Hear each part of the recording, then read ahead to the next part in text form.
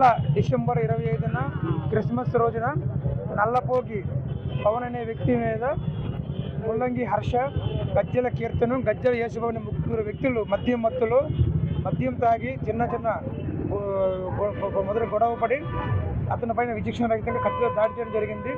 వీరిని ఈరోజు ఆ ముగ్గురు వ్యక్తుల్లో ముల్లంగి హర్షను, గజ్జల కీర్తనను ఈ దినం అరెస్ట్ చేయడం జరిగింది. వీరిని కోర్టు రిమాండ్ నిమిత్తం తరలించడం జరుగుతుంది. ఎవరైతే ప్రజాశాంతికి భంగం కలిగిస్తారో, రౌడీజం చెలాయిస్తారో వారిపైన చట్టపరంగా కఠినంగా చర్యలు తీసుకోవడం జరుగుతుంది. కాబట్టి దయచేసి ఎవరు కూడా ప్రజాశాంతికి భంగం కలిగించకూడదని, అదేవిధంగా ఈ మాదక ద్రవ్యాలకి, డ్రగ్స్ బానిస కావద్దని చెప్పి, మద్యానికి కూడా బానిస కావద్దని చెప్పేసి మీకు ముఖ్యంగా యూత్ని పోలీస్ డిపార్ట్మెంట్ తరఫున కోరుతున్నాం.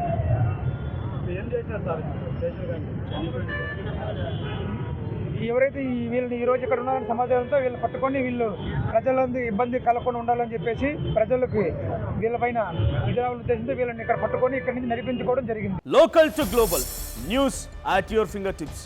మీ చేతిలో ఒక ఆయుధం. Download Raw TV app. Media legend Ravi Prakash is back.